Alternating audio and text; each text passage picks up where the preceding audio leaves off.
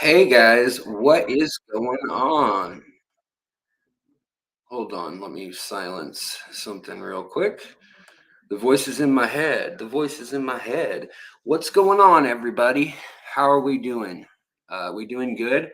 I actually decided that I would gather some worms. We were waiting for LRB to finish his stream. I didn't want to cut him into his show and tell over at the Charlotte Aquatic Expo and shrimp show that they're doing. But I got some big old juicy worms, earthworms that were just under planters and tubs and stuff out in the garden. And we're gonna go.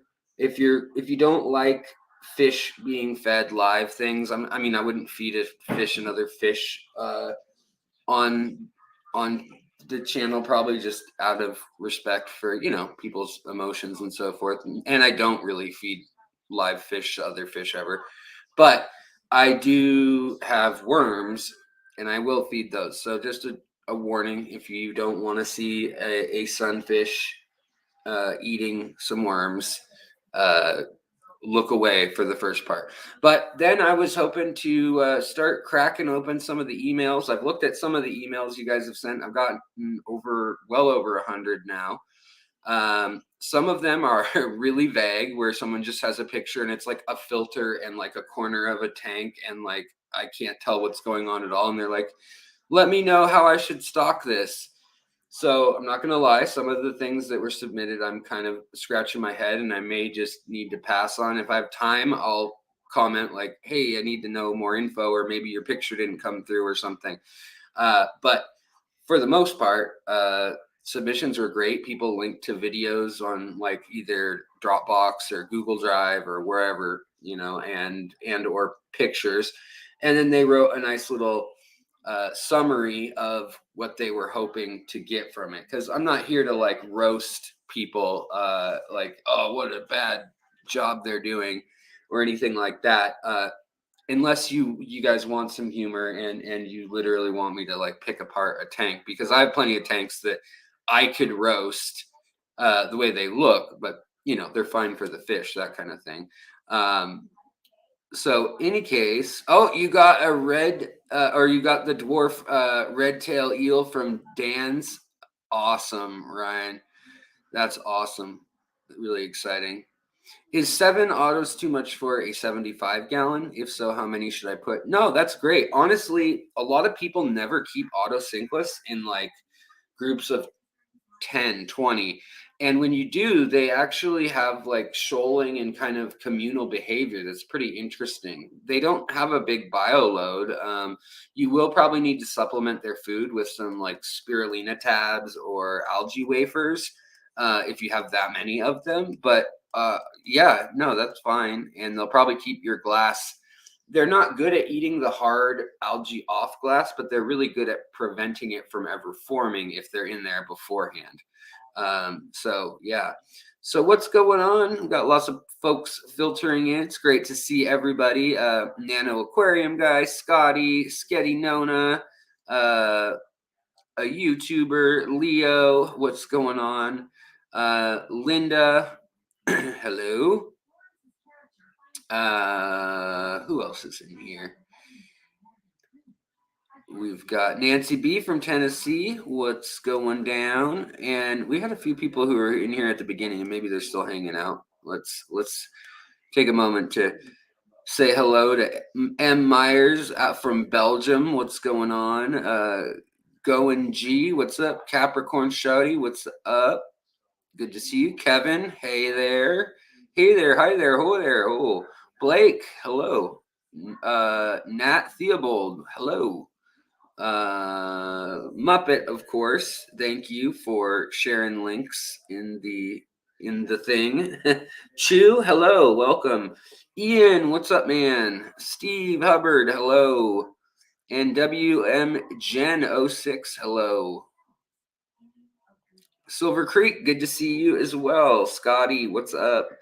All right, so let's feed these fish. Let me fire up the 2.0 cam, and we'll get that going, and then we'll look at some tanks and review stuff and answer questions and chat and hang out. What's the point of a bell if it doesn't ring for me? An alert? I know.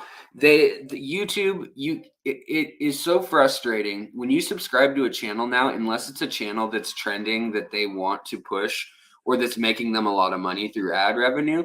Now you have to actually go there without being prompted. So someday that you don't see my video, for instance, you would have to come to my channel's home screen, select a video to watch it, then watch another video of any sort. It doesn't matter if it's mine or not. It is better if it's mine, for that sake.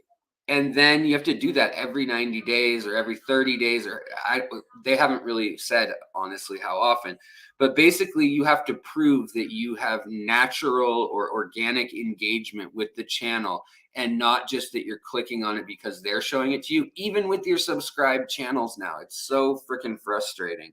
I'm like, hey, I just want you guys to show me the stuff that I subscribe to. I don't care if that's 200 channels and there's more than I can browse through in a day. Just show me in chronological order what people are posting.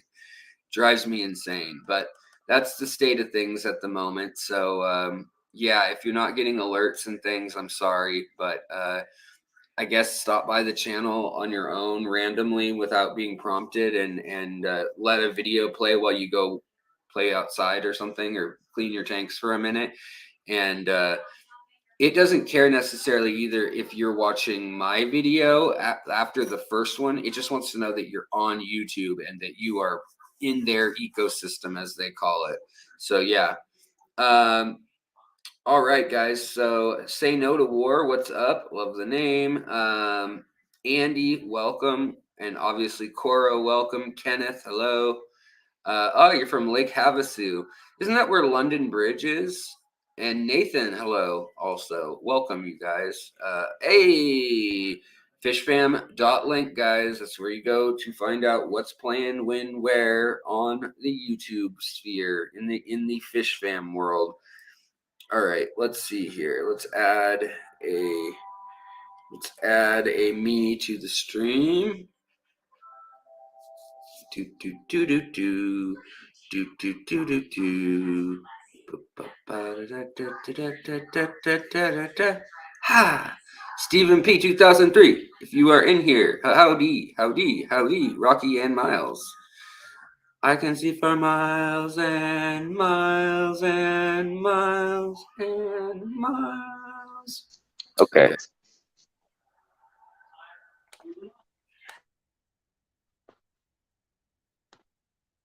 We'll roll it.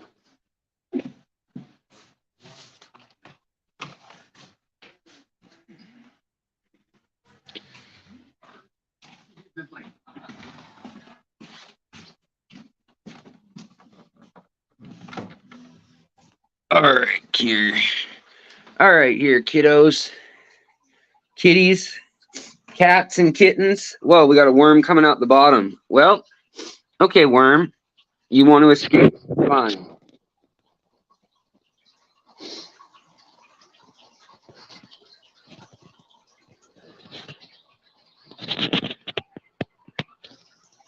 Go on ahead. Escape.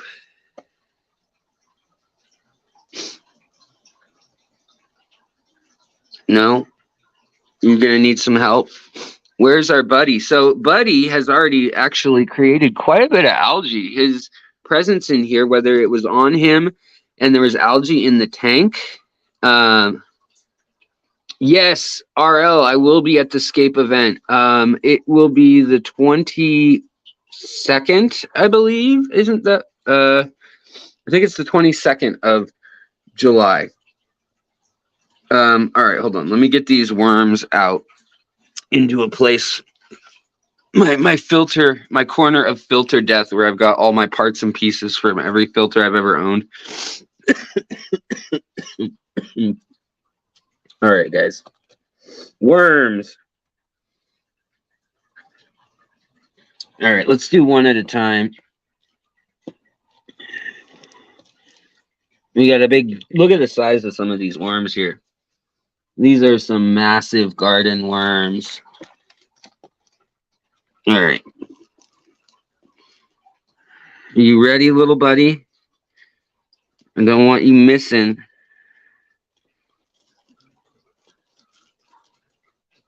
Let's start with the little one.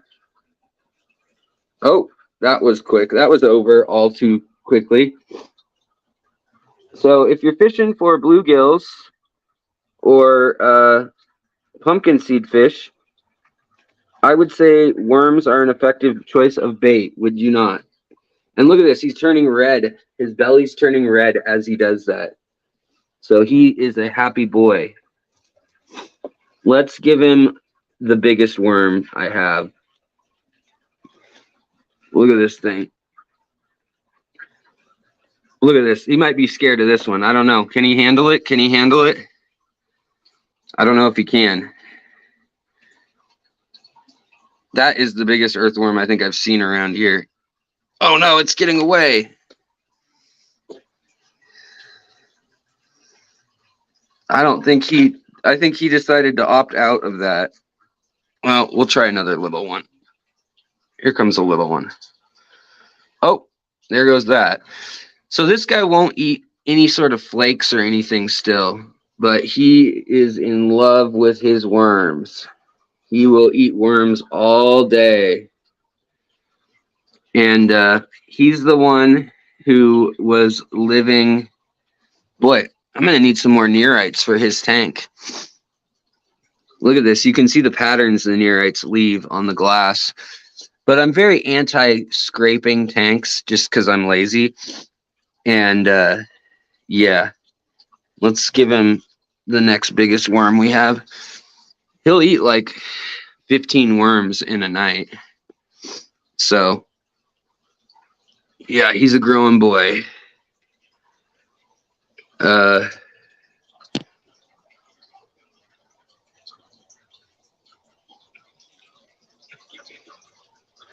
He's gonna go sulk in the corner.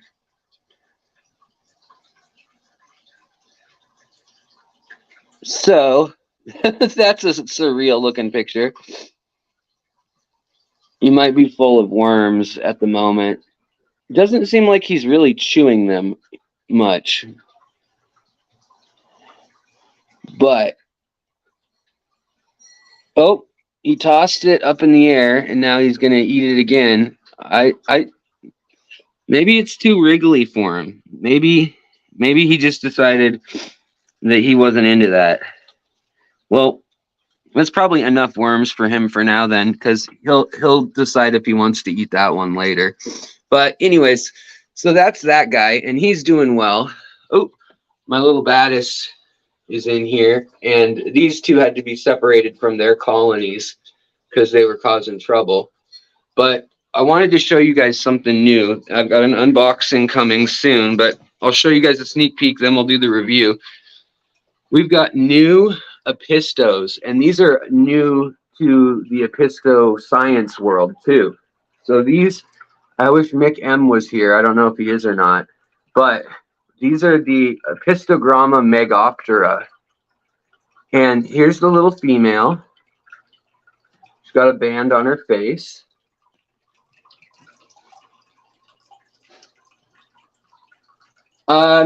They are night crawler worms. They're like earthworms, but the thing is, they're what are around here. It's what they eat in the lake. Like I watched them eat those worms at the lake where I got him all day long. They dig through the substrate and they pull those worms off the bank. So they might be unpleasant or might have some reason why he doesn't want to eat them. But I'm not too worried about it because he's eating them. He was eating them when I found him in the wild. Anyways, this is a Megoptera, and they've got purple throats. They're unlike any other apisto I've ever seen. He has pink to maroon or purple eyes sometimes, the male.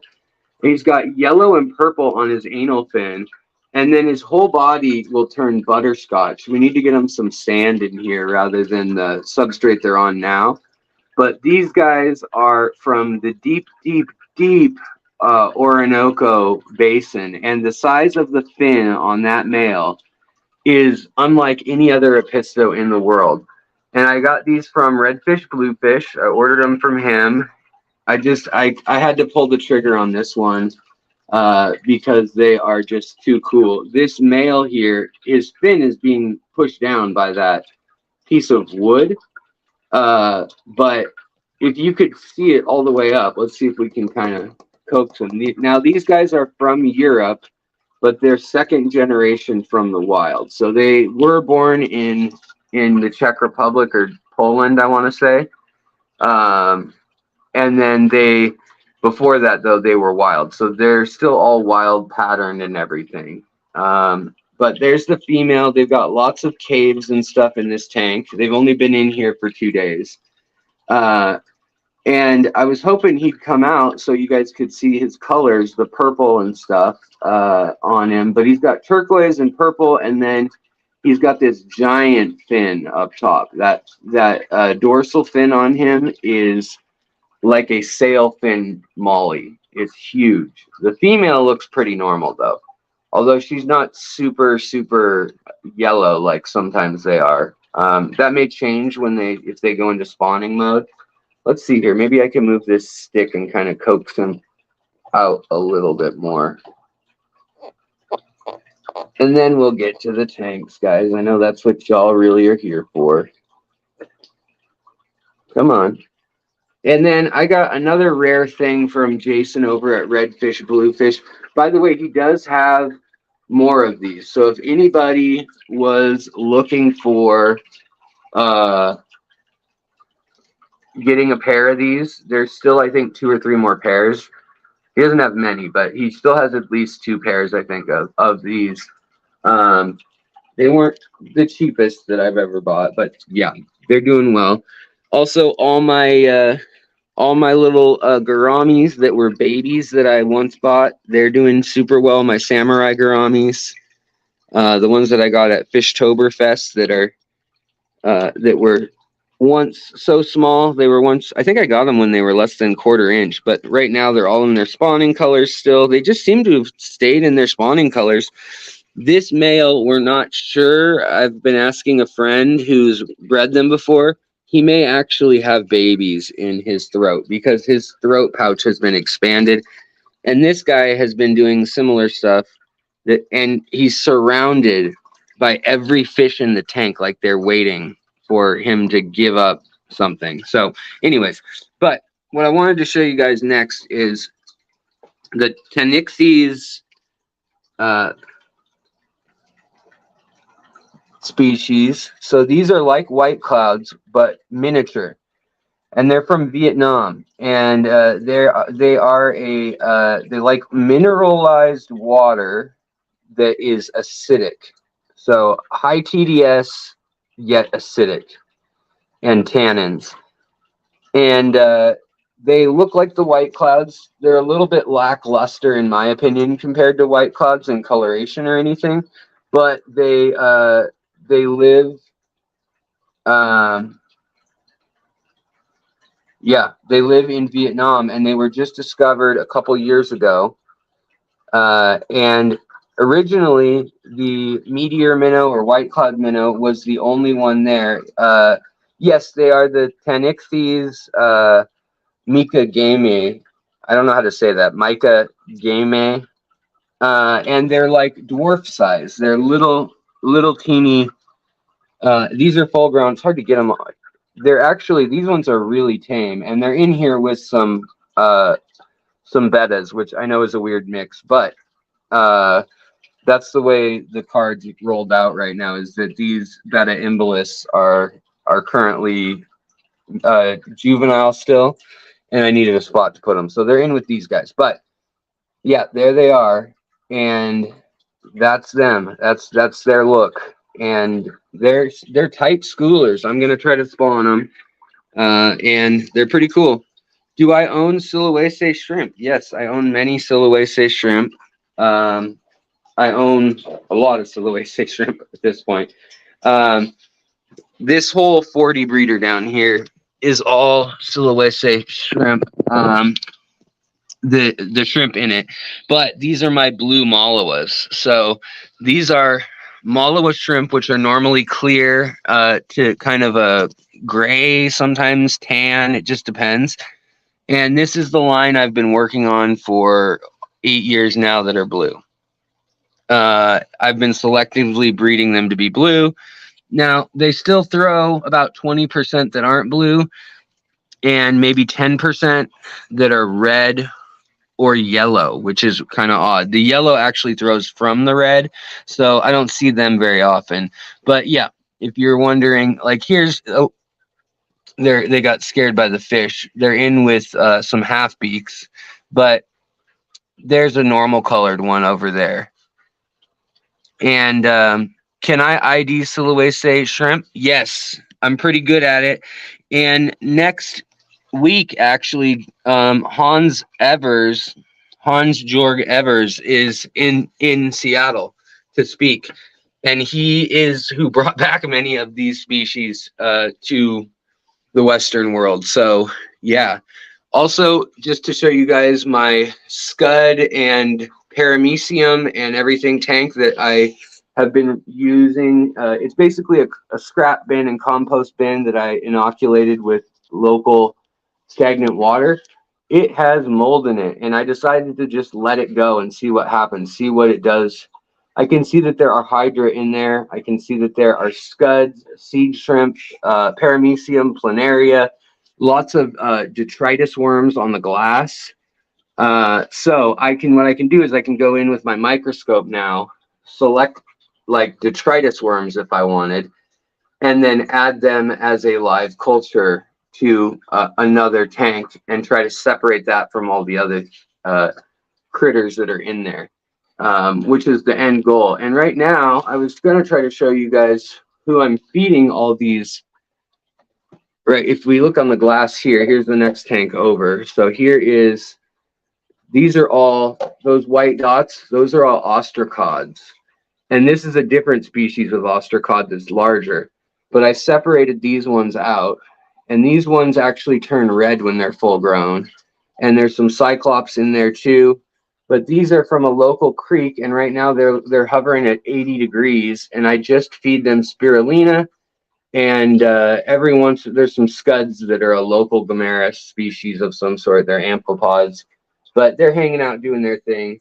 And basically, I'm just breeding them out as a food source for mostly for my baby bettas. Which in here it's hard to see right now, but there's one right there. There's a bunch of them in here, but I can't zoom with the camera. So there's about, I don't know, 30 or so baby bettas in this batch. Then there's some mid-sized bettas here with their dad. We'll see how long that lasts. So far, he hasn't gotten aggressive. And then their mom is down here. She's already ready to have more. She's been eating lots of live worms and stuff too. So she's absolutely gravid and full of eggs. But just to show you guys what the domesticated version of the minnows look like, here are the white cloud minnows. Domesticated version. These are the yellowfin white cloud minnows, and they're from Hong Kong. They're in the newest variety. Okay, so I feel like we've probably done enough show and tell. Let's see, did the Episto is out right now. So right now they're in their QT tank up here. That's why they're so hard to get for me to see, is they're up high.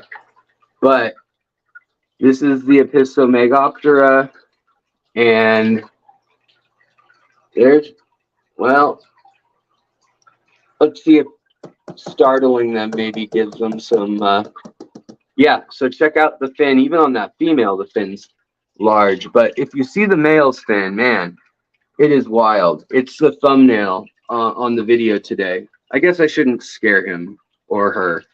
That's the her. The him, I don't know where he went. He's somewhere down in there probably. Anyways, let's go back to the almighty chair of destiny, and we will take a look at some of your tanks. Oh, I do have a question though, maybe for Johnny over at Dan's Fish. Is I've got these guys. These are obviously Borneo border loaches, and they have a completely different pattern than any I've ever seen. Oh, by the way, look at this. the gouramis have red eyes right now. The males that are spawning. Let's see if we can catch it on. I'll get a picture of it for you guys, if nothing else. But they've got blood red eyes, and that changes with their mood. Sometimes they'll go to yellow, but these guys have blood red eyes right now. The two big males. Very cool. Cully Loach just chilling in the day. This is like a 5-year-old Cully Loach too. But these guys have completely different mouth setups. This one has like 3 little holes here. And this one just has one line across the mouth with no little holes. And so I don't know what's going on there. I don't know if it's a defect or what. But they also have a completely different pattern. Let's see if we can get them to go down onto the substrate. A completely different pattern than all of the other ones that were at the store. Come on, guys. No, I don't want to like bug him too much, but anyways, I'll try to get a shot of them later. I'll have a question for you later, Johnny. But you can kind of see it there. They're like leopard spots rather than the maze pattern. So yeah, I don't know what's up with that. And then, yeah, but say goodbye to the Megoptera. There's the female. We'll say goodbye to her. And should we try to feed one more worm to the blue or to the pumpkin seed? I guess while we're here, let's give him one more worm. Where did I put those worms? There we go. All right.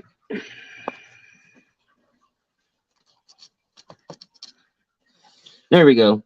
Big, fat, juicy worm.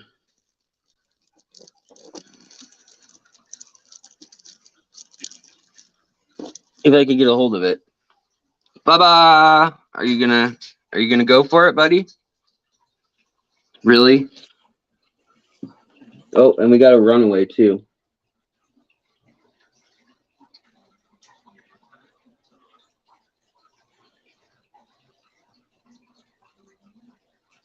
Hold on, friends. Will you try the smaller piece, little fishy? Well, shucks. Those will live in the tank for a while, though. They'll stay alive underwater for at least a few hours. I don't know. They might even stay alive for a few days. But I guess he's full after 3 worms. But he does hunt the substrate if I'm not actively feeding him. So I know he gets the point. He gets where the worms are coming from. And now on the way out. So these guys are looking real pretty, obviously, all colored up for spawning. They've got a nest with eggs right back here. My gold honey gouramis. Those are eggs ready.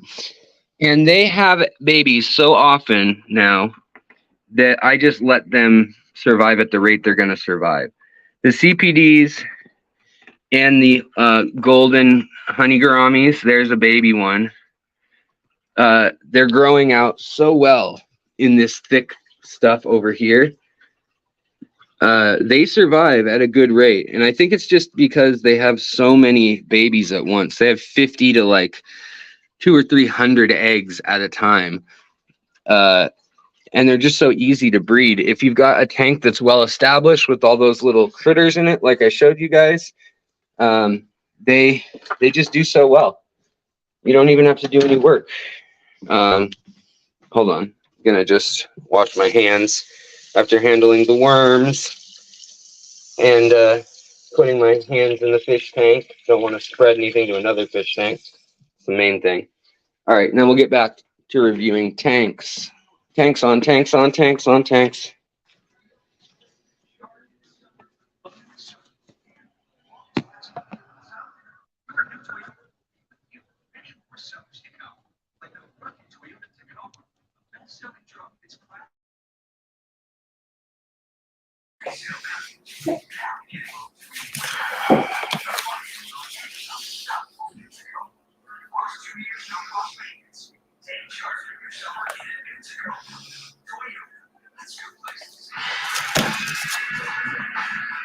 All right, guys. Does it sound okay? Can you hear me all right? Hear me, see me, touch me, feel me. Black soldier fly larva, I have checked out.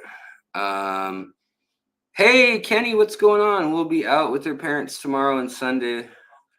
I saw you guys were trying to paddleboard, or she was trying out paddleboarding. Danny was. That's awesome.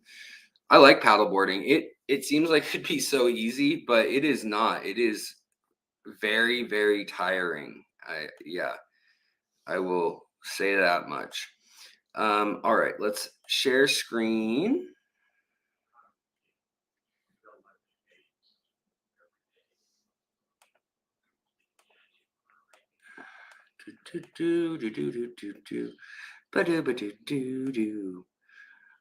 All right. So, sharing a screen, and we've got JTTR, and he wants to share his fatherfish aquatic sphere. Now, before I hop on there, let me just look at the chat, and I want to get caught up with you guys real quick first. So hold on, let's put a pin in that for 1 sec. But that's where we'll start. No particular order. I have so many emails to get through that it was just wild. Aloha. I know I'm a monster. I just drowned that worm. Say No to War says hit that like button. Yes, thank you kindly. Yeah, the snail trails looks like fingerprints. I know. You could make art out of those little paths they make. They look like little zipper marks. Yeah, I know. I have, yeah, black soldier fly larva. That's one that I should do a video on. I haven't really done super deep research into them just because I haven't wanted to deal with them. But I don't have a lot of fish that are large enough to enjoy them, but I know you can grind them up into meal and stuff. Like if I raise more cichlids that were of size, that's definitely something I would probably be doing. Hey, Holly, what's going on? I hope you're doing well. Hanging on the porch chair sounds like a nice thing to do. I hope it's nice where you are. It's really rainy and cold tonight in the Pacific Northwest. Went from like 75 and sunny to just crappy out. Hey, we got the first super chat of the night. Thank you so kindly, Joe Torres. You are a king among men. Thank you very much. It's never expected, always very appreciated. Thank you so much, my friend. All right, let's see here. Drifters Workshop. Hello. Oh, Rye Guy. Thank you very kindly. And another $2 super chat. Thank you so much, Ryan. Appreciate that. Rye Guy Outdoors. No message, just money. That's the way I like it. No, I'm just kidding. Thank you. Let's see here. All right. I think I'm caught up. Yeah. Jeff Kane, what's up? You don't like soldier fly larva? Well, if it says the word larva in it, yeah, I'm not too fond of it usually.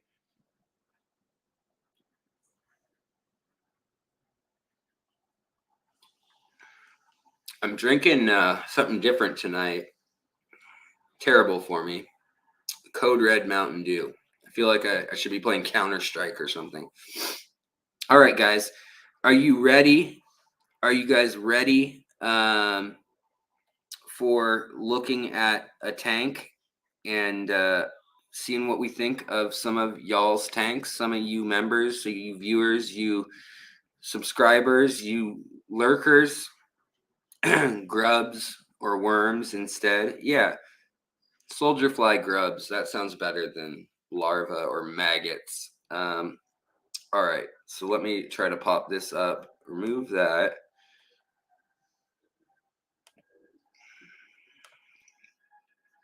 All right, now fire this up. Share screen. Commence tank hate. No, there'll be no hate. Unless someone does something egregious to their fish, then maybe. Then they might get some slaps to the wrist. All right. So looks like we've got a sphere. Can we zoom in on this sphere? Oh yeah, we can. And it looks like we have a father fish fan. Looks like this bowl is a third or a quarter at least filled with substrate. So they're going with the deep substrate method. I'm curious if it's aqua soil or what. Let's see if the sound tells us anything, folks. Let me know if you guys can hear the sound too. I'm about to hit play on it. Go on to glory, the glory of a magnificent aquarium that thrives and throbs with life and gives back, or they go on to the anxiety and the stress of trying to maintain something that cannot by any human means be maintained. Find out for yourself.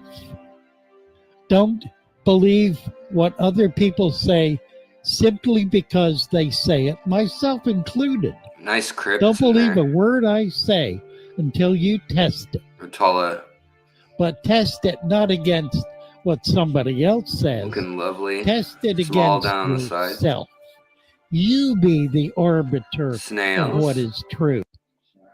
And there are those who pass the test and go on to glory, the glory of a magnificent aquarium. So it looks like they have a filter. Thrives and throbs with life. Yeah, they've got a filter. Back, like an FX or or maybe a go 207 or 107. Something equivalent of that size. And they have an air stone, it appears. Looks like something. All right, let's mute that this. Cannot by any human means. Could you guys hear? Can you guys hear Father Fish's words from the video? Let's pause right on that scene. That's a nice scene. Can you guys hear all that? Just curious. I want to make sure StreamYard's working and all that. And also, thank you very kindly for submitting. JTTR, you're in the chat. Oh, and a super chat of thank you so much, man. I really do appreciate that. That's very kind. 7 inches of aqua soil. So that's why this tank looks great. Now, it wouldn't surprise me if he had starter fertilizers, be that like Father Fish's pack or, root tabs or just the aqua soil itself could be enough.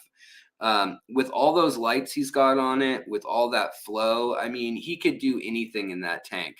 I don't know if there's CO2 going. It doesn't really look like it with the color, perhaps. Although it could just be that the nitrites are still a bit high.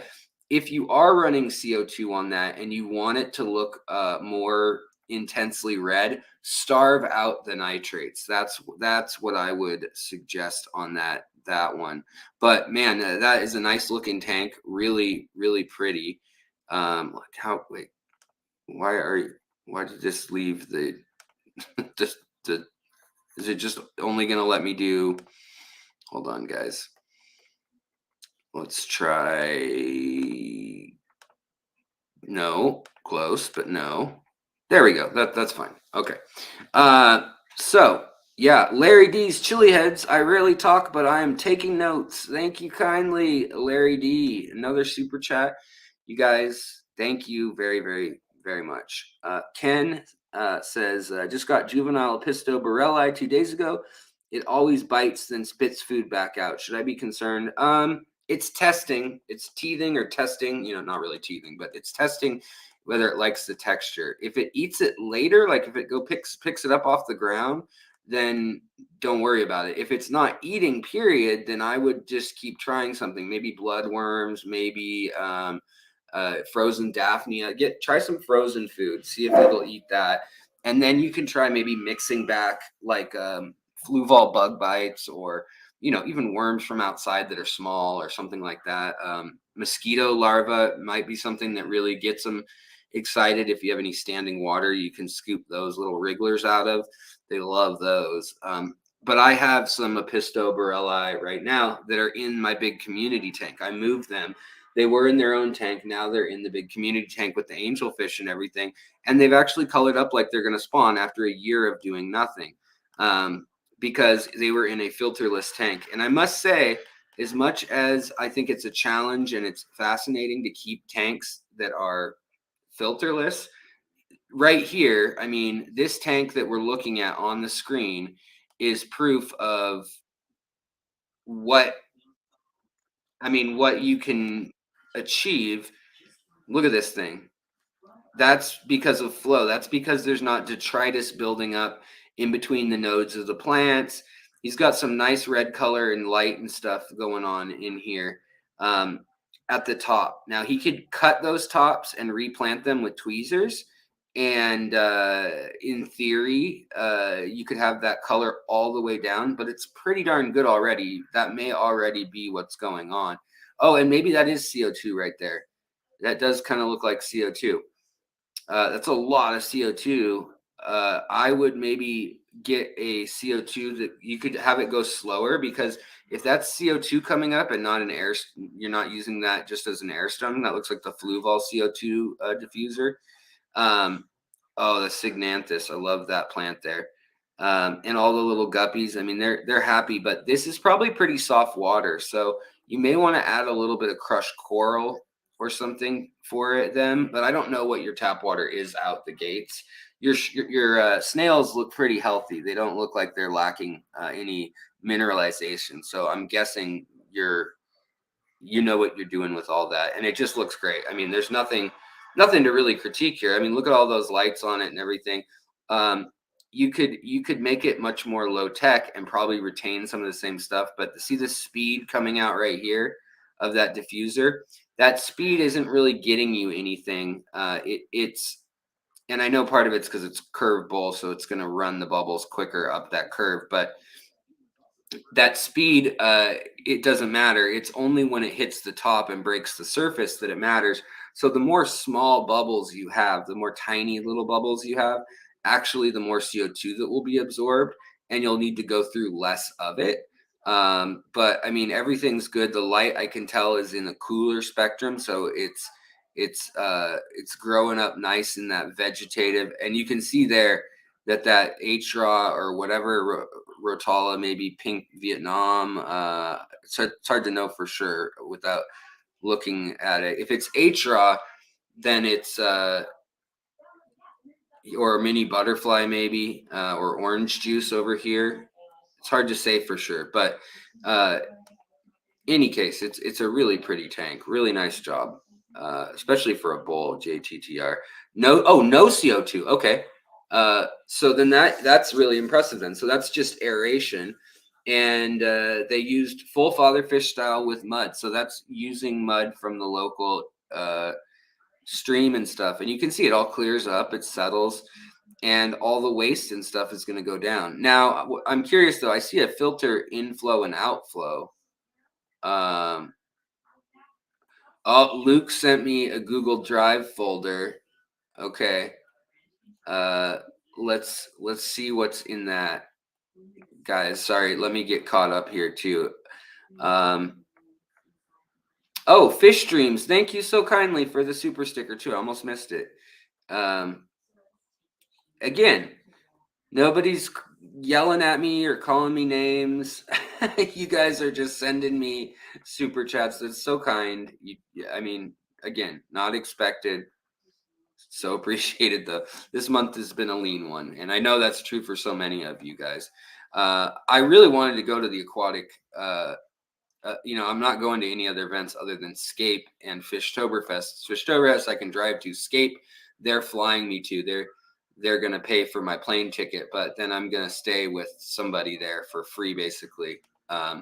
So let's get out of there. Let's get back to StreamYard. Probably is it on? Oh, it's on me. Hi guys. Hey, what's up? Now let's go see the next tank that we're going to take a look at. And just because I have no particular order or anything, and I have so many of these guys that I mean, thank you for submitting. I'm impressed at the interest that you guys have. If you guys do ever want an in-depth consult, I do those. I'll be my own little ad there. Oh wow. Okay.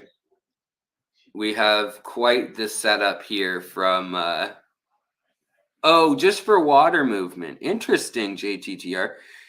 So that fishbowl he set up just for the flow, and it makes such a difference on some tanks.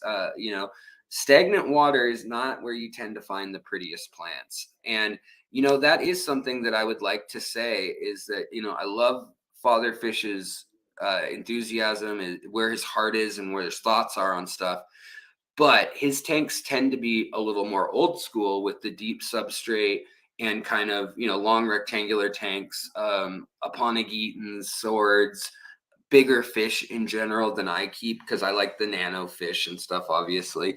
And there's nothing wrong with any of that. But what I was going to say is that I think he kind of strayed from high tech CO2 because it's kind of the antithesis of some of what he's doing. But what you're doing there with all that flow and with the stem plants that are more delicate, more beautiful, in my opinion, colors and things, it's fusing the two styles together. And it's what I like to do too. And so I really like to see that, that flow is going to keep the water aerated, obviously, but it's also going to keep that detritus moving and then settling. And then that will settle as like a fluffy layer on the top because there's so much flow that it's going to break it up into pieces, and then they're going to clump together like snowflakes. So it's pretty cool what's going on there. It really is.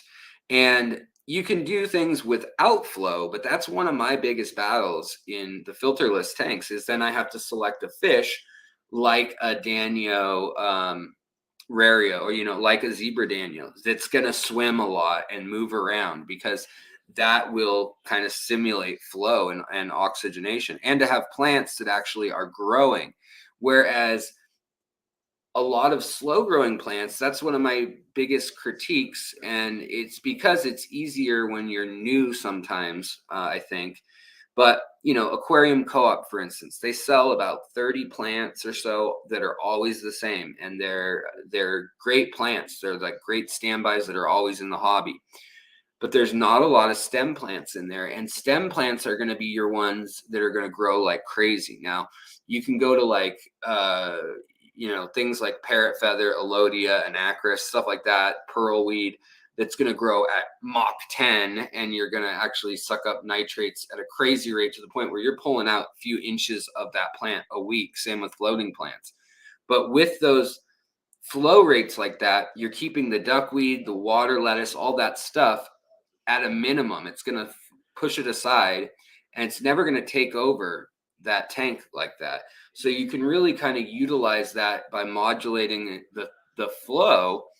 And you can decide also, how much you want the nitrates out of there between flow and lighting. So there's a lot to be said about that one little tank. And with CO2, you could get it to be like blood red color. And, some of the peaches and oranges might come out a little more.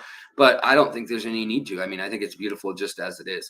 So thank you for submitting that, by the way. And now we're going to pop open. Hey, we've got the Amazon Research Center. What's going on, Dr. Anthony? How are you? 2 nights in a row. I was not on last night. I will tell you that. But you did miss out, Dr. Anthony. I had a new Apisto Megoptera, collected from deep in the Colombian. Well, I guess it's technically the Orinoco drainage, but it's really not anymore. It's like 400 kilometers west of the Orinoco basin, really, but it does flow into the Orinoco. And it's land that was controlled by the FARC, and the FARC are no longer chopping people that go there. So yeah, people have been collecting out there, and they've got new Megoptera varieties, and this one I've got is purple, gold, and butterscotch with a dorsal fin that's huge. And then we fed a pumpkinseed fish some worms, one that was way too big. All right, guys, let's see what Luke sent me. Now, Luke, I'm going to tell you guys a little secret, and that is that Luke is not your average bear. He I'm partial to Luke. He is a very skilled aquascaper. He's down in Sacramento and the Bay Area, and let's see here. Let's see what he shared with us. You guys, we're gonna all see this together at the same time. So if he just doxed himself, that's his fault. You hear that, Luke? Anyways, let's get my ugly mug out of here. Let's look at this full screen and see what he's got. All right. So I see that he's got a can of the Liquid Death and rocks and substrate. He's drinking that trendy water that's like $3 a can for water. Tisk tisk. Just kidding.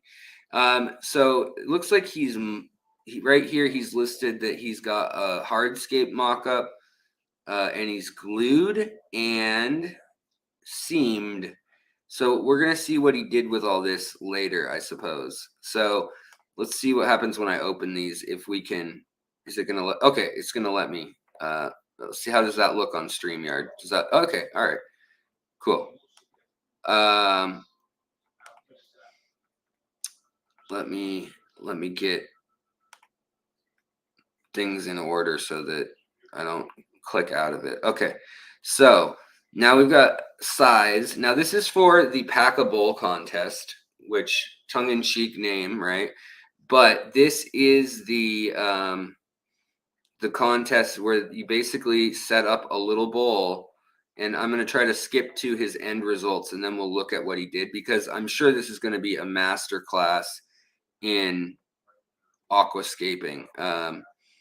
So let's see here. He's got a lot going on in this little bowl, I can see. And what is going on here? These are so up close. Do we have one? Okay, here we go. I bet you guys this is the full deal. There's his bowl. Now I'm gonna critique him right away and say that he could have more immersed growth of like wet moss all the way up that rocky fountain, but he's got it going on in here. Let's see, does he do another angle of that bowl? Let's see. But you see how he made a waterfall with a little pump? So he made a waterfall, and then he's got immersed growth here and here and here and here. I mean, it's going to be really cool. It's just going to take some time to fill in. But what he was doing back there with the gluing the substrate in and the rocks and stuff, he's making a facade basically, and containers, terracing levels to hide the pump. And then down in here, he's got his actual, it's like a paludarium that's dripping down into the container. Let's see if this picture, a little hard to tell what's going on here. For your viewer just jumping in and joining. Let's see here. You can see here where the water is coming out of the pump and then flooding down over, and he's got it cascading, so it's hitting here, then it's hitting here, then it's hitting here. That's one of the, age-old honored traditions of, if you're going to do a waterfall, have it hit a few things, then you're going to have it splash. It's going to create ionized air and water. It actually creates a little amount of ozone, a tiny minute amount, but that'll give you that fresh water smell, also increase evaporation. But then you can get this moss and stuff to grow in its more submerged looking form, even though it's immersed and growing completely out of the water. If you get that splash back on it, whoa, okay, I guess we can really zoom in on these. He's got like some 4K video, but again, he's showing he's got hygrophila growing. This is chai, which, if you guys don't know, it's probably one of the hardest plants in the hobby to grow.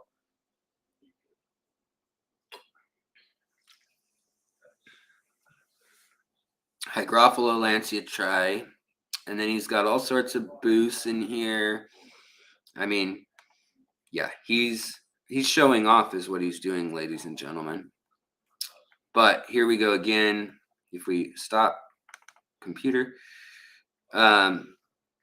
taking a look at the top of the bowl though, that's my only criticism on this, because it's all going to grow in masterfully and beautifully as see how he's got moss glued into here too, and even like algae and other things, biofilms will form on here. My only thought, man, I'm so impressed that he got Lancia the chai to grow right there. That's wild. But up here, it's a little stark up in these gray rocks. But perhaps he wanted that contrast. I want to see the whole thing from like 10 feet away. Maybe one of these videos has it. Oh, he's got a light stand on it. What is it, a Kessel light that he's using or something? It looks like a strong light. So here it is before he put the rocks on it. And you see how it's a little anticlimactic when it just looks like it's bubbling out of nowhere, because you're like, why would water come out of the top of a mountain? It doesn't do that unless it's up on a floodplain and it's, you know, a waterfall coming from off of it. Here we can see a nice shot.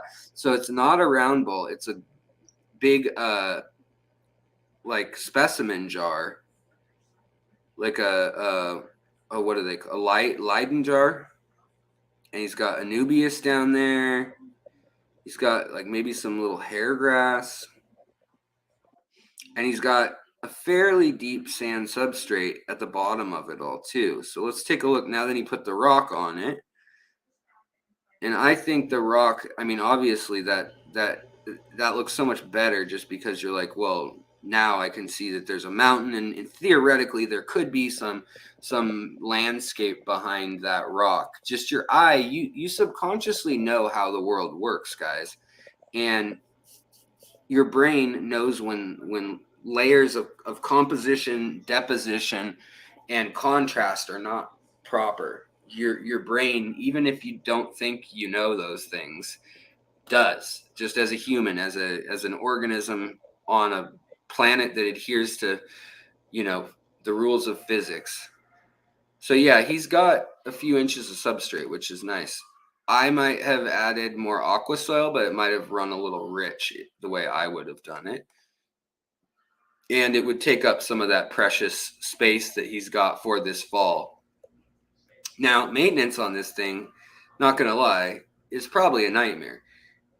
Getting in there and trying to do anything, dang near impossible. So he probably did choose a lot of slower growing plants on purpose so that you don't have to reach in there and deal with it. But I don't know. We'll have to see when he tears it apart. But, you know, pretty cool to see all these immersed plants and all this growth all the way down on the thing. Okay, I feel like I haven't checked in with you guys in chat in a second. Let's see what Luke's saying. Oh, I've been totally ignoring Luke, and he's been talking to me. The whole back waterfall pulls out for trimming. Oh, that's why you were gluing it into the can. Okay, got it. That is really cool, Luke. That's awesome. Now I get why you were gluing it. So the water depth is only about 3 inches. It's an orchid jar. Nice.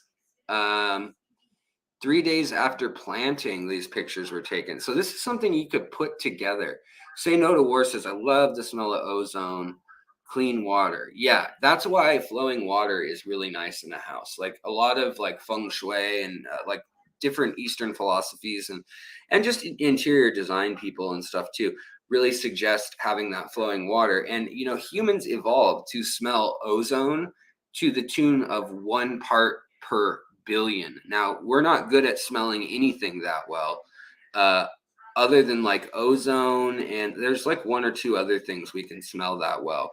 Iron is another one we can smell really well, probably because of blood. But yeah, it's pretty wild. Usually we're talking parts per 100,000, parts per million, but parts per billion or tens of billions, humans can smell ozone with just 1 part in a billion. Scion Malth, always pack your bowl with plants. That's right. Going G says, yeah, in 20 years you'll get a nice erosion channel on that that waterfall as well. Yeah, pretty cool. Everyone feel free to critique, Luke says. All right, Luke, I think you should get a job. I think that you are underachieving. And as the oldest son in the family, I think you should be driving a 7 Series instead. Do we need to limit this to aquarium stuff, or can I keep going? No, I'm just kidding.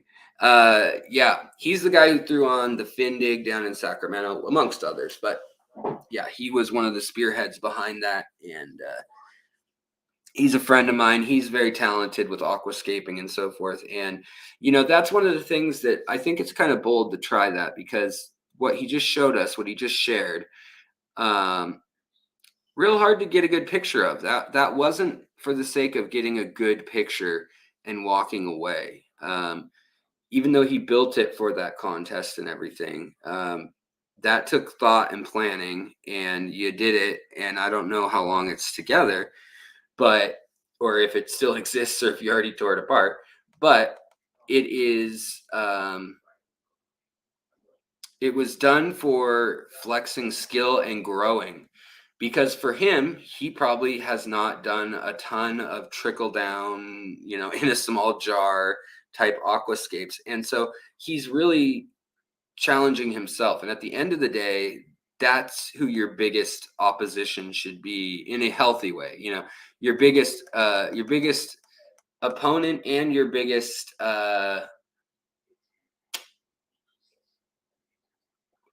what's the word? Why can't I think of the word? Helper, your biggest believer, should be yourself. And so only you know what you need to work on, and if you're good at Iwagumi aquascapes and you can just crank them out all day, that's great. You can flex and show everyone, look how good I am. But yeah, if you're working on something new, something that's got some elements, it shows that he was using that can from the liquid death can, and then he's also got the glue, and he's actually building something there with behind the scenes, almost like stage prop level work involved. And a lot of that goes on in the high-end aquascapes that you see, and it's just hidden. Like George Farmer is one of the guys who notoriously, he keeps a pack of smokes with him so that he can trim off the filters, because they're made out of something like a fiberglassy cotton mix, or I don't know what it is exactly. Maybe it's acrylic or something. It used to be fiberglass, but what it does is, when it touches cyanoacrylate, that the cotton from any sort of filter on a I'll say smoke because it'll demonetize me otherwise, will actually melt and harden into this like really stiff plasticky kind of resin stuff. So you can actually stick rocks together and pieces of wood and stuff by pulling the cotton out of the filter and putting cyanoacrylate or super glue on it. All right, let's take a look at another one, and we'll probably just do one more tonight, but then we'll do more another time. We'll probably do this as like one of oh nice, by Swan. Luke with the tips. Buy Swan brand paperless filters. They're best for super gluing. No need to unwrap the paper either. Yeah, then you don't have to pay the ginormous tax on tobacco either, or deal with any of that. Yeah, obviously you don't want to use used ones. That's for liquid, not gel super glue. Yeah, the gel super glue is different. You want pure cyanoacrylate. Okay, let's pull up another project. Give someone else a spotlight for a moment. Let me look real quick. Let me see what we're doing. Oh, we got more emails as I'm sitting here. Wow, there's some incredible ones. By the way, the Nano Aquarium guy, his packable submission is really beautiful. I'll be excited. I might make some episodes with some of these, because some of these are really, really impressive, guys. Yeah. I'm looking at them right now, and I'm just trying to find a good one for tonight that we can talk about some things in it, a few different aspects. Some of these things, people just got my email basically because of this, and now they're just like, hey, I'm going to just unload on you all my thoughts on life, which is interesting. All right, so pop that off. Then we're going to give, present, share. All right, present.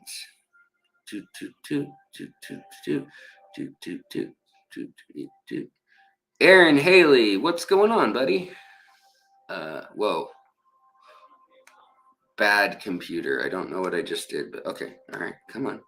Share screen. I don't know why they make this so difficult on StreamYard to just smoothly transition with the different windows. Like, hopefully this will open, yeah, within the same window. We can hide, I can hide this. You guys can't see what's going on. But here we have another email, and basically this is from Candy. Here's my 3.5-month-old. Actually, let me read through this before. I don't want to, obviously I don't want to dox anybody.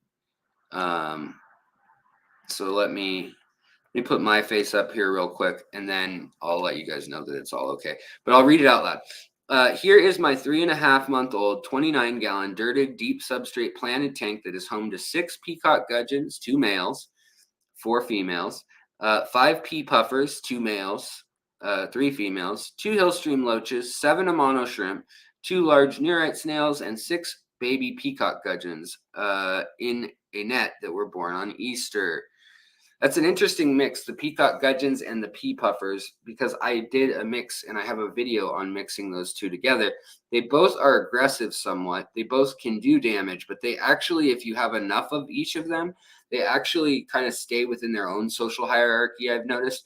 And as long as you give them lots of layers within a tank, they'll actually kind of, especially pea puffers, they like to climb up and down and float to the surface and down to the bottom and explore around Hardscape. They really do their kind of own thing, and it's really interesting. All right, let's see here. So from day one, the gudgeons have been breeding. I almost never see ham and cheese, the males, because they're always with eggs in their caves. So that's a good sign right there. I mean, if your fish are breeding immediately when you put them in a tank, it's usually a pretty good sign that you're doing something right? The amanos also have eggs, but I know they won't hatch. Yeah, so amanos won't hatch in fresh water, just in case anybody watching was curious. It is a Fluval 207 filter, 207, 307, 407, all those pretty much the same exact filter, just different sizes. I really do like those series. They're a little pricey for some people, but for a canister filter, I think they're really nice. So also it's being lit with a Haiger 957 30-inch from Amazon. I have a review video on that light in particular. I think the 3.0 is a bit better. I think if you can afford a Twin Star or a Kessel or, you know, something that's like high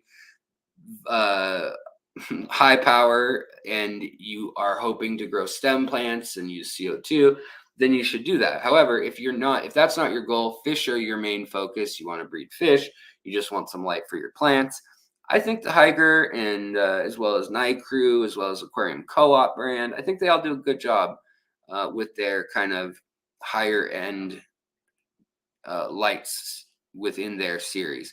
They say, I've always been able to grow crypts and moss. The moss won't stay where I put it. It always floats away. Rekia has exploded. Lilies do well. Anubia. Okay. My biggest issues is that I can't really grow stem plants very well. I have 3 anacris stems. One of them is taken off and is growing well. I have 1 broadleaf Ludwigia that has done well. Flat Val seems to be okay so far. I tried corkscrew Val. Okay, let's see here. I don't see Parrot's Feather. Okay, so we'll see all this. The green ones in front stem, so I'll know all those species. I also don't remember what those green lily pad plants are in the front of the tank. So I'll show you guys this tank in a second. I'm just making sure she doesn't say anything like her home address or phone number or anything funky that I wouldn't want to share with you guys. But it is possible that my lighting isn't good enough for the stem plants, maybe. The tank does have shadows. due to the placement of wood. I thought it would help the plants to randomly help me to place plants randomly throughout, so as to break up the lines of sight for the pea puffers, which is something I recommended in my videos. But the ferns didn't like being up close to the light, so I moved them lower. The moss is blocking the light now, as are the floating plants and the net with the babies. The wood is massive and it's one piece, so I added other ones sticking out. I recently started having some hair algae growing on the wood, but it's manageable. I don't really dose any fertilizers or anything. The crypts didn't seem to like it. It is dirted, and I started with root tabs. I recently added Aquarium Co-op's root tabs also. I just also dosed my first all-in-one fertilizer from Aquarium Co-op last week. I will try to get some pictures back today. Okay, good. All right, good. I didn't share some of this. But she lives in Texas. Her parameters, temperature 78, pH 7.8, KH 10, GH 11 to 12, so pretty darn hard water. KH, that's really high too, 10.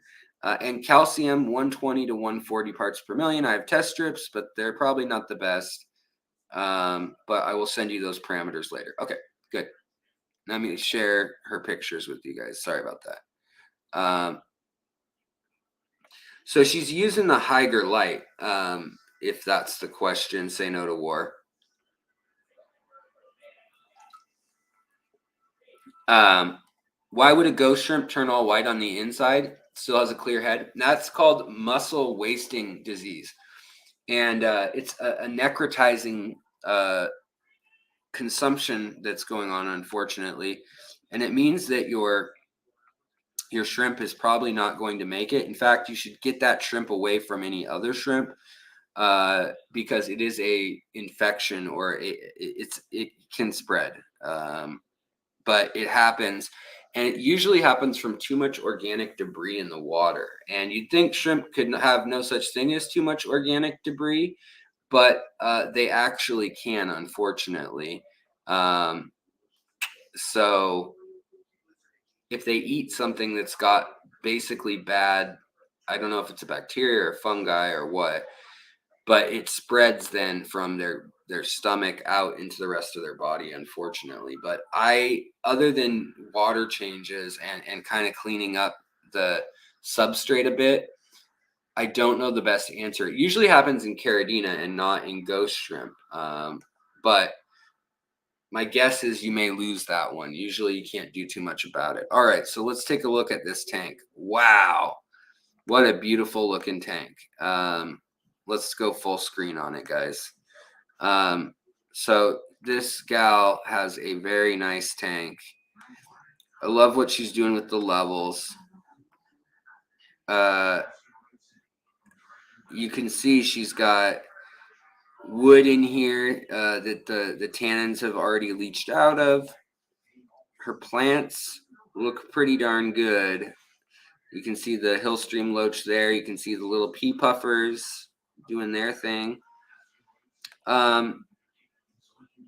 You know, the only thing that's a little interesting is the Hillstream loaches they like flow, they like algae and biofilm to graze. And the other stuff in here, the pea puffer and the gudgeons, they don't necessarily need as much of that. So I would just be aware that there may need to be some spirulina added for those guys. Now here's the little breeder net where the baby peacock gudgeons must be living that she was talking about. And here you can see peacock gudgeon, kind of low resolution photos, but it's okay. I can, see what's going on. And her plants are kind of just tucked in everywhere. Now, I am a little concerned that some of them may die or melt just because this all looks really new. But if this growth is established and the roots are in and everything, and it's been a couple months, then, I mean, that's really impressive that these plants have rooted into like this pumice stone here and whatnot. These plants are not going to be taking a ton of nitrates out of the water. However, I think her biggest battle is not going to be nitrates necessarily from the fish and stuff. You can see how clean she's definitely likes a clean tank. I can see that. There's some of the algae. So the high points are what's going to get algae in her tank. And this is like that hair or slimy kind of algae. Can't tell for sure which one. Looks like filamentous kind of more to me. Hair filamentous. That could be due to phosphates in the sand a little bit. That might be something, but looking at everything, it looks like you may have a little bit with the holes in the Java fern. I'm assuming that everything is still adjusting. At 3 months, there's probably a lot of these plants that are still turning into their submerged form, because when you buy plants, they come from the nursery growing outside out of the water, like this one here, like this Scarlet Temple plant. And they need to convert to their aquatic form, which takes reorganizing their entire cellular structure, basically. And you can see here, you've got roots and things that are coming down from the Java fern. She's got the narrow leaf variety. She's got the wider variety too. And then it looks like is this a hygrophila maybe? Polysperma or sunset maybe. All right. So it looks like those are her picture. Oh, here we go. So look at that picture of the whole tank. That looks beautiful. I would just hand remove this algae that's forming up here and keep an eye for it other places. But I think, that's beautiful. Look at the deep substrate on that. The only thing I think is that Father Fish usually says like all sand and aqua soil. I like to put big old rocks, like some pumice stones or lava rocks in a layer, so that you kind of have this vault of an area where you can get the mulm and the sand and dust and stuff over time can settle even farther. You might want some Malaysian trumpet snails if you don't have them. The downside to that is they could explode and then you'd have a billion of them. But if you're not overfeeding, it's just, I know you've got little predators. You got pea puffers and you've got the gudgeons. But with the bio load on a 29 gallon like this, you're nowhere near the bio load.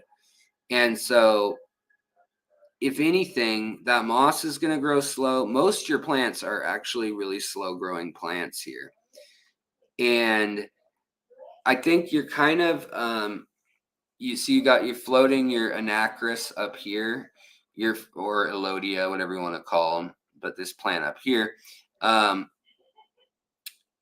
going to grow up in the light, but it's probably just due to not enough light. But the thing is, if you got a stem plant, it doesn't need to reach any more than what it needs for its minimal light. So if you have stem plants and you want them to be sucking nitrates out of the soil and out of the water column, you want to plant them down in the ground, obviously, but then have them reach up for the light, and they'll grow and they'll actually put on a lot more weight a lot quicker in carbon, in nitrogen, in those literal cells made up of the molecules that are in your tank as waste of ammonia and carbon and everything else.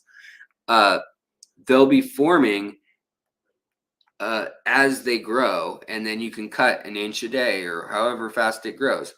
So this tank, I think it's beautiful. The composition's a little bit chaotic. There might be a bit excess wood, but what she's doing, where she cares about the fish, I think probably the most, and then second most or tied for the most, is with the plants. She's definitely trying to split up the lines of sight. And with these two aggressive nano fish, you really got to do that, or it can be problematic. It's a 29 gallon tank, Luke. All right, let's see here. Whoa, what did I just do? I don't know what I just did. Hold on. I'm coming back in, folks. Put me in, coach. I'm ready to play. Have a good night for sure. All right, guys.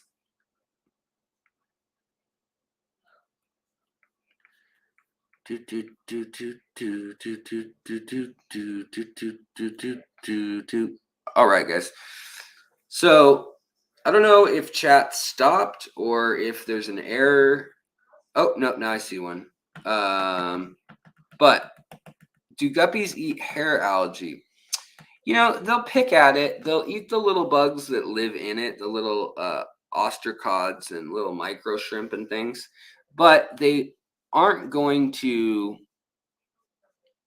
really just eat a lot of it generally. But mollies oftentimes will. Flagfish will do a good job of that. But yeah. Let's see here. So yeah, I mean, this tank from Candy is just, it's really a nice tank. Obviously she's trying to breed babies. She's trying to keep pea puffers and gudgeons together, which it worked for me. Even in a 10 or 20 gallon I had it work, and I had betta in there and baddis. Like, it's like all the mean little fish. But I had to have a tank that was about this chaotic for them not to constantly be at war, because they'd stick to their own species. And when they did have a disagreement, they would chase for a second, but they'd be out of sight or duck under something quick enough that it was okay. And they were actually able to have babies in that space, which in a 29 gallon, she's getting that also. Now, I would say that this light is a little weak. For the depth of a 29 gallon. So you could either use stem plants like Elodia, hornwort, Ludwigias, maybe some of the simpler Ludwigias that aren't like the real new color varieties. And, you know, Kabamba maybe might work. Although your water's really hard. Kabamba doesn't love hard water, come to think of it. But Hygrophila is a good one. Any of the Hygrophilas, any of the Pogostemon, Stellatus octopus, or Limnophilia might work okay too. But if you did those and grow those in there, that's when you'd want more light for them to turn colors and reach and all that. Now, if you just want to suck more nitrates out, really the only place you're going to be getting nitrates is from your fertilizer that you're choosing to add, or from the food that you're giving your fish. But if you're feeding them things like bloodworms and brine shrimp, there isn't going to be as much ammonia and waste as if you're using like flake food and pellets. If you're using flake food and pellets, you've got preservatives in there, and then you're going to have things like the phosphates building up and the protein film on the top. So over time, with such a predatory little nanofish tank, it's easy to overfeed those types of shelf-stable foods. So that's the only thing I would caution against. And then for the algae control, I mean, really, water changes are a good idea for this tank anyways, but you have the filter, which is great. You've got the deep substrate, so things will settle over time. I think you're on the right track with this. If you add more fish, like if you were to add some cories and some, I don't know, something else like some CPDs, like 20 of them or something. I mean, you could easily do that. But perhaps I would have something more like pearlweed or myriaphyllum, or something with like really tiny little leaves.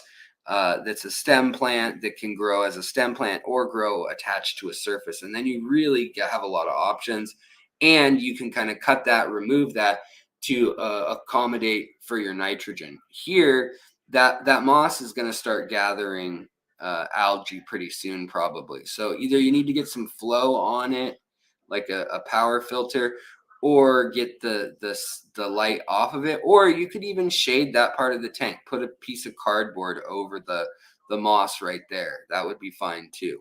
So those are kind of my tips, but none of that is needed. All of that is just theoretical. Guys, I think we're going to leave it there. It feels like everything's winding down energy level wise and all that in the chat too. But I want to thank you guys all for coming out, hanging out.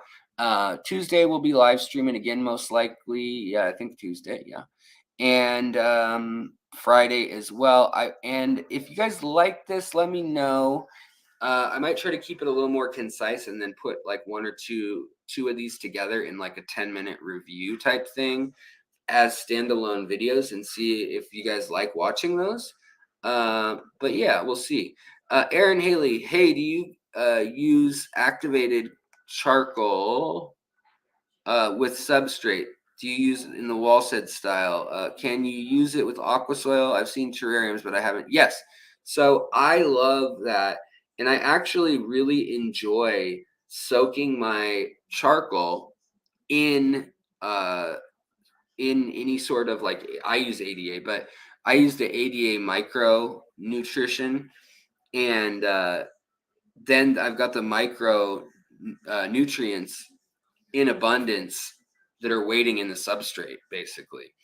Otherwise, it's basically going to just be tons of surface area for good bacteria. Once the bacteria kind of plugs up those holes, though, then it kind of becomes about as effective as a chunk of wood, which is to say that it does have good surface area and that it is covered well in the bacteria. But over time, what will happen if the outside gets coated of each little chunk, even if it's a chunk this big of activated carbon, or as we know it, charcoal, what will happen is it will then go anoxic at the center of that if it's dense enough, which if you're using a hardwood. So that's why I really like AQUA CHAR. There's a link in my description to the brand I like, because they actually impregnate the wood with gases, noble gases and things, as well as like potassium and other things. They soak the wood and then they put gas in the chamber while they incinerate it, and it's reduced to this carbonized skeleton, and you get way more surface area.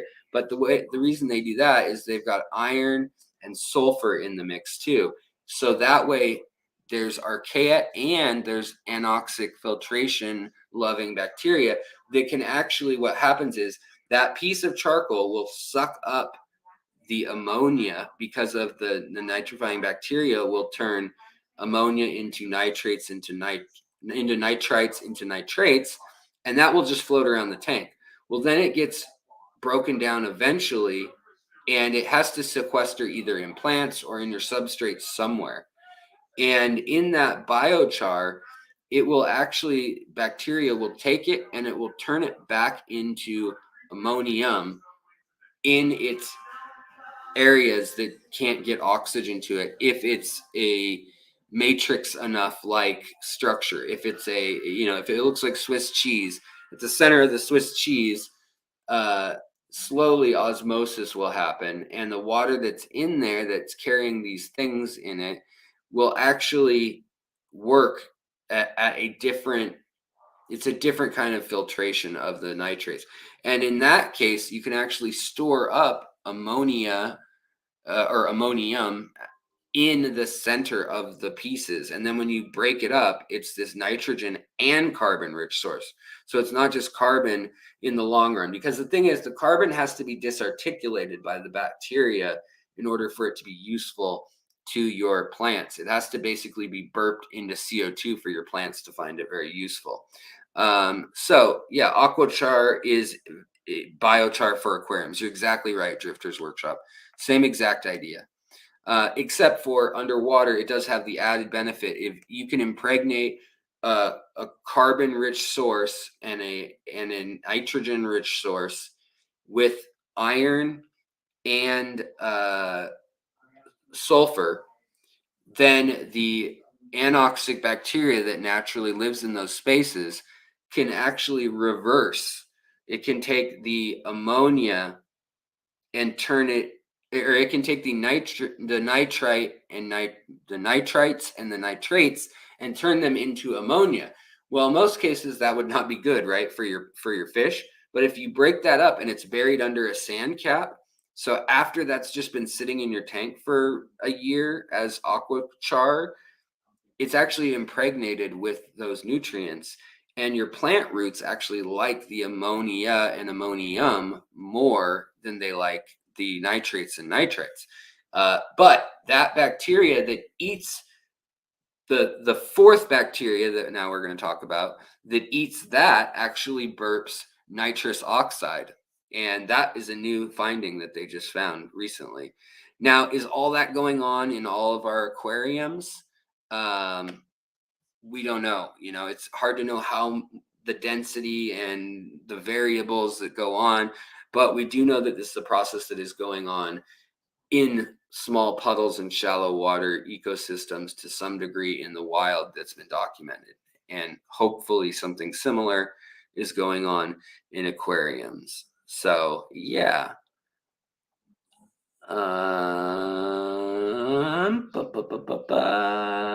Hopefully I can get this in Canada. Otherwise I'll have to brew my own. Yeah. Take a look go to the website, but I think there's a discount link in there too if you go to the description of today's video. But I like that those guys that are doing it the most, they're the ones who have spent the most time research and developing their product.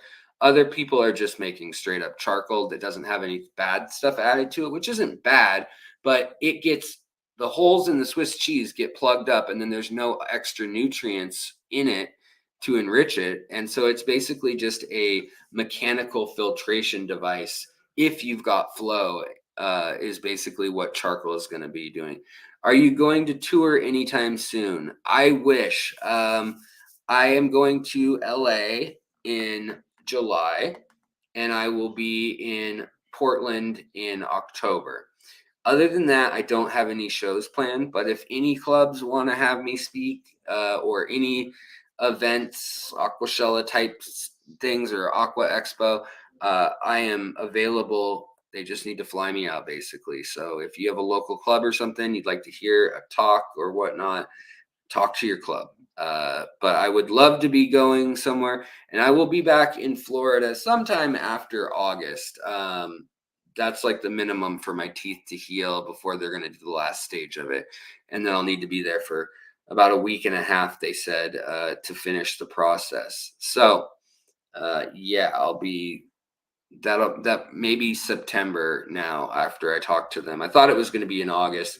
Now it sounds like maybe the end of September or early October even is when they're pushing it back to, but we'll see. I have to get a checkup, and another dentist has to kind of see how things are going. Guys, I appreciate you so much for coming along, coming out tonight, hanging out. Thank you so much. Those of you guys just watching, hitting that like button, hanging out in the chat, engaging, submitting stuff, and also, those of you who super chatted, who are channel members, thank you so much. We didn't snag any new cult members today, but by golly, we'll do it tomorrow. What else do I have for you? I think that's about it, you guys. I hope you have a great weekend. And remember to take care of your plants, your animals, your fish, your substrate, your filtration, and of course, take care of yourself, or you can't take care of anything else. So got to look out for that. All right, guys. Much appreciated as always. Thanks for being my friend. And I'll see you guys later. Have a good night. Oh, and for replay crew, you guys are hardcore this time. Tonight was a mystery. Where's this going, Alex? What's Alex doing? And we'll get through more of these tanks. Let me know if I should speed up in the comments later, guys, or if you like the pace and the time spent tonight. It's just I didn't get a ton of questions coming in that I saw that seemed pressing, and other people in the chat kind of addressed other questions. So I felt like I could kind of take my time and kind of break down some of these tanks in a way that I felt they deserved. But thank you guys for submitting. Feel free to submit to my email for more. And Craig, trying to start stuff. Stop it. I'm drinking Mountain Dew tonight. So you cut it out.